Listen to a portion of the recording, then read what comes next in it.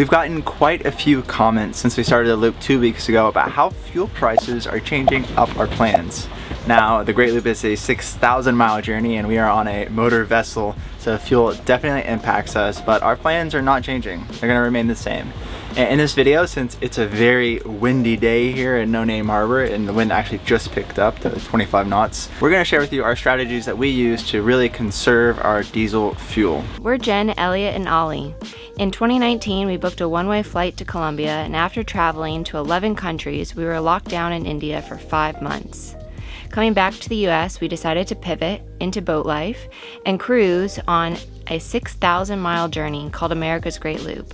Make sure to subscribe as we share the highs, lows, and everything in between.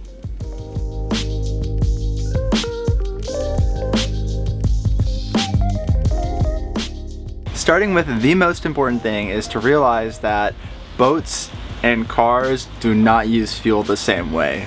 Your fuel cost for how fast you go is insane on a boat. As soon as you start ramping up the RPMs, there'll be a point where your fuel consumption just takes off. And so the first thing that you need to do is find out what is that for your boat. Now, if you don't have a fancy fuel gauge like we don't, I recommend you track your fuel consumption for a few cruises, set a pretty consistent RPMs, and then just stick with that for the whole cruise. It's why Nebo is super nice, because Nebo will tell us after the fact exactly how many hours we were underway, how many hours the boat was on for, the engine was on, and also the amount of miles that we did. So it's great for calculating that kind of stuff. Then you'll want to reference your engine manual to see what they suggest, because every boat and every engine is going to be different. So for us, you can see we have this graph right here. Now, according to our manual, for our Ford Layman 135, at about 1600 RPMs, we're about 1.5 gallons an hour. And that's also what we see with our statistics. But if you bump the RPMs up to 2000, well, now that's closer to 3 gallons an hour.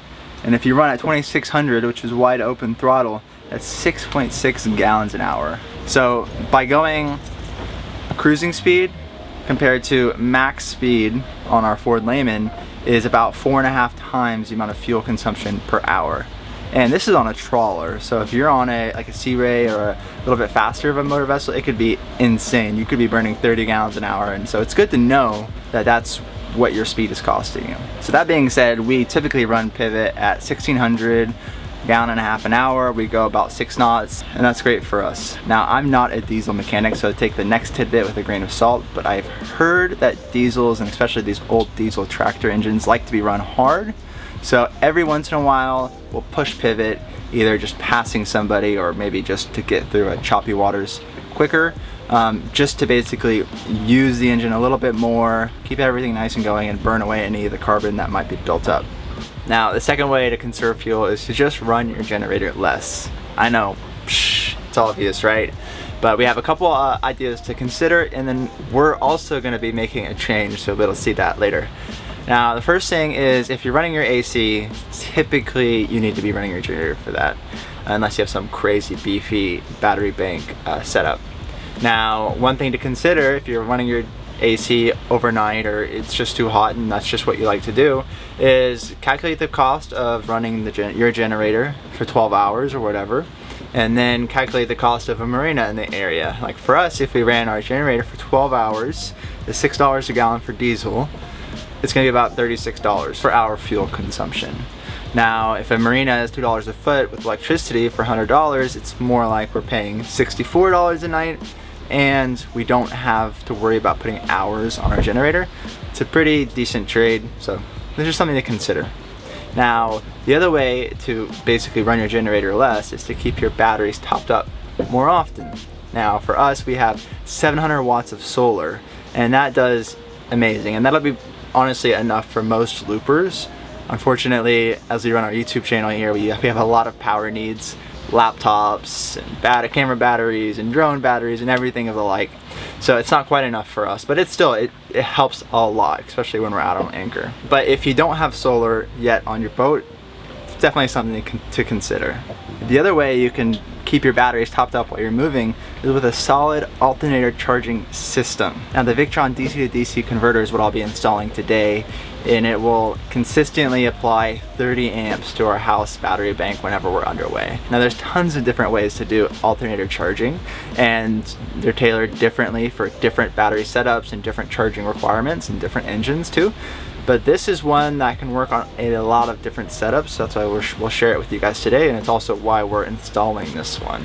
The way that it works is that whenever our starter batteries are charged and there's a charge voltage applied to it from the alternator, the house bank is going to siphon 30 amps from the starter battery bank. If you have any questions for how that setup works and if it'll work for your system, just let us know in the comments below. We'll be happy to answer them. And if you're interested in this specific unit, we have a link up here for the Victron. Now, before we started on the loop, I tried to set up alternator charging, which is why you'll see we had one installed already. Unfortunately, I didn't realize until we installed a battery monitoring system when we started heading southbound that it never worked. And so luckily, Victron's customer support sent us another one, which super excited about, because in the meantime I had to use a different setup, one by Balmar, and the setup is fine. It gave us some charge, but it wasn't intended for what I wanted it to use. So this should hopefully be the solution. So a lot of the wiring is kind of set up already because it was set up that way until about 2 months ago. So it's going to be kind of rearranging stuff, uninstalling the Balmar, and making sure that this works. Woo! The wind is here. Is that okay? Yeah, it's fun. Everything is fun. The storm has arrived. I'm going to postpone installing the new alternator charger just to be aware and make sure we don't hit any other boats or any boats hit us.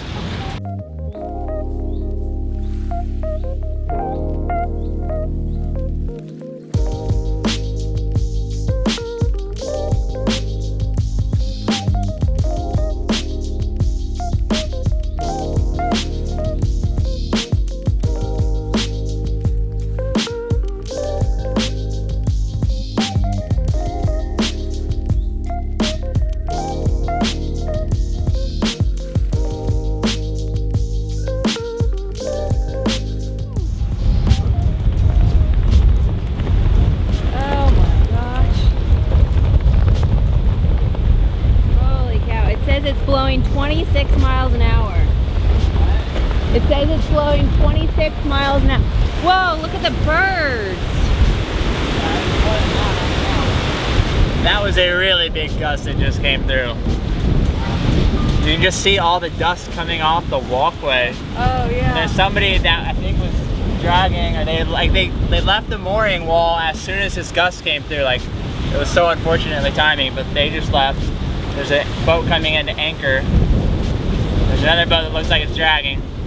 Everybody's on the helm looking around. As they should be. Holy cow. Whoa. What do you think, Ollie? Craziness, huh? I think it's here. I think the storm is finally here. Yeah.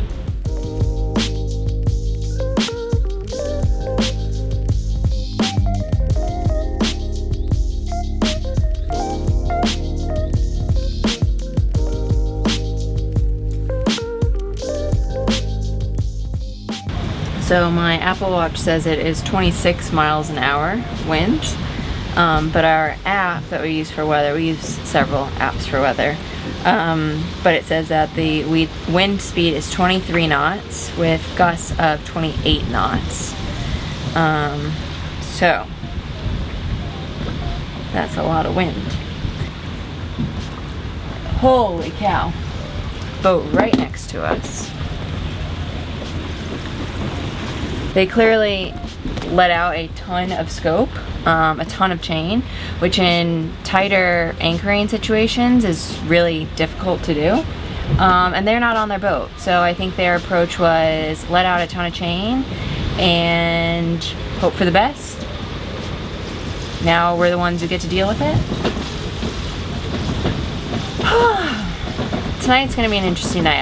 Initially I was hoping like, oh, it should be a cooler night. Like I should sleep really well tonight because the temperatures are gonna be much lower. Not so much. I think tonight will be a high stress night. Nothing like a little bit of boat yoga.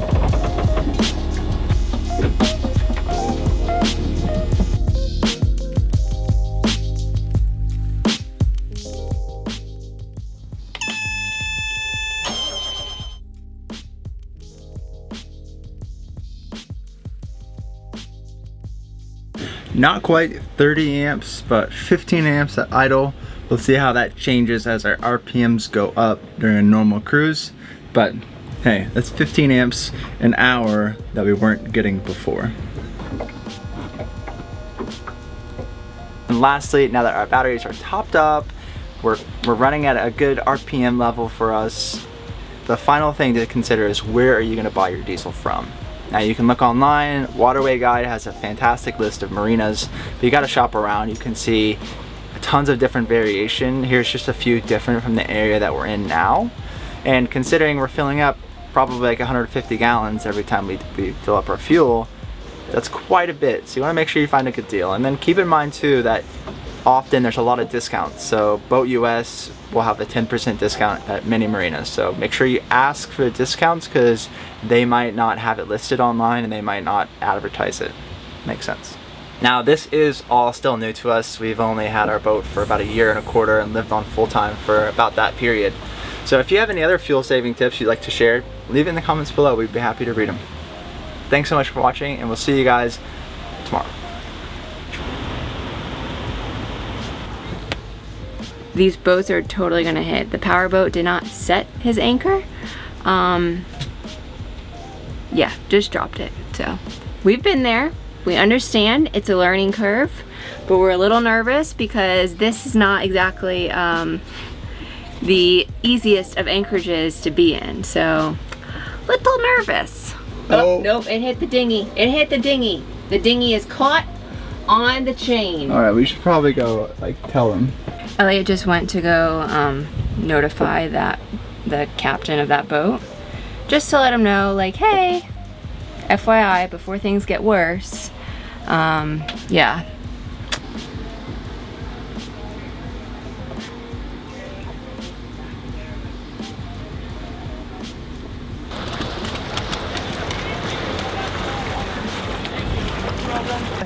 Can you give me some kisses? I kind of feel bad telling them, but I would want to know if I was hitting somebody else's boat. I didn't tell them to move, I just told them that they were nicking their boat's dinghy. And with this wind coming in, I mean, they could go taut and they could not be taut and then they could hit worse, so better to not have that happen.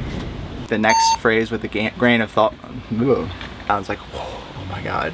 I know that sounds like a, like no way.